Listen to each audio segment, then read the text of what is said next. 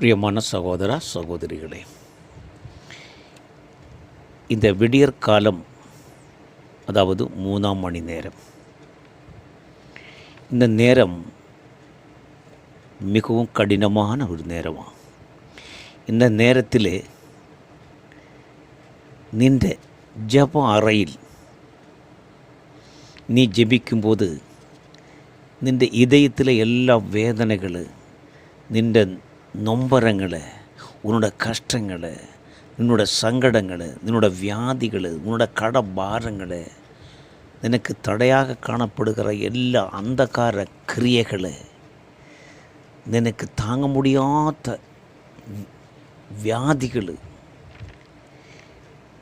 ஆண்டவர் உன்னை மாற்றுന്ന ஒரு விசேஷமான நேரமான இந்த 3ஆம் மணி நேரம் ஜபம்.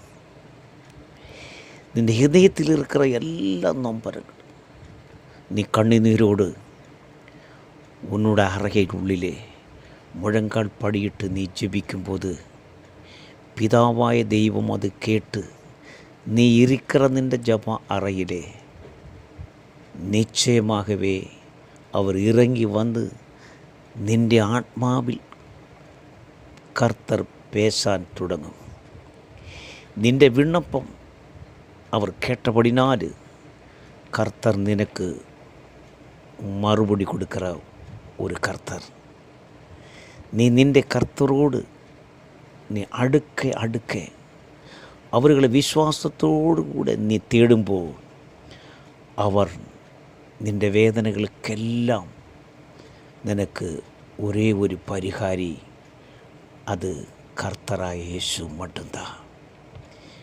அவருடைய ஒரு விசேஷதா, யார் மனம் உருகி ஜெபிக்கிறோ, மனம் உருகி அழுகிறோ, அவர்களை கண்ணீரை துடைச்சு அவருடைய மாவோடு சேர்த்து முத்தமிட்டு அரவணைச்சு நின்னோட எப்படிப்பட்ட பிரச்சனைகளுக்கும் அவர் நினக்கு உதவி செய்கிற ஒரு மன உருக்கத்தின் தெய்வமான நம்முடைய இரட்சகனாய இயேசு.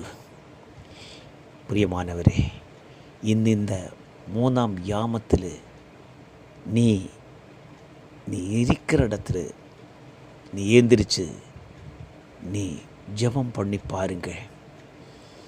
நின்னோட மாறாத பல விஷயங்களும், நடக்காத போய பல விஷயங்களும் இன்னைக்கு இந்த 3ஆம் மணி நேரத்தில், அந்த கடினமான அந்த நேரத்தில் ஜெபிக்கிற ஜபத்துக்கு பதில் கொடுக்கிற ஒரு தெய்வம் நம்மோடு கூட, உன்னோடு கூட அவர் இருந்து என்னுடைய எல்லா விஷயங்களுக்கும் அவர் பரிகரிக்குவா. இந்த ஜபம் நீ செய்தீங்களா, உன் அரமனையிலே ஒரு மிகுந்த சமாதானமும் சந்தோஷத்தை கர்த்தர் கொடுப்பா. நீ ஜெபிச்சு பாருங்கள், நிச்சயமாக உன் குடும்பத்தால் அற்புதம் நடக்கும், அதிசயங்கள் காணும். ஆமென், ஆமென், ஆமென்.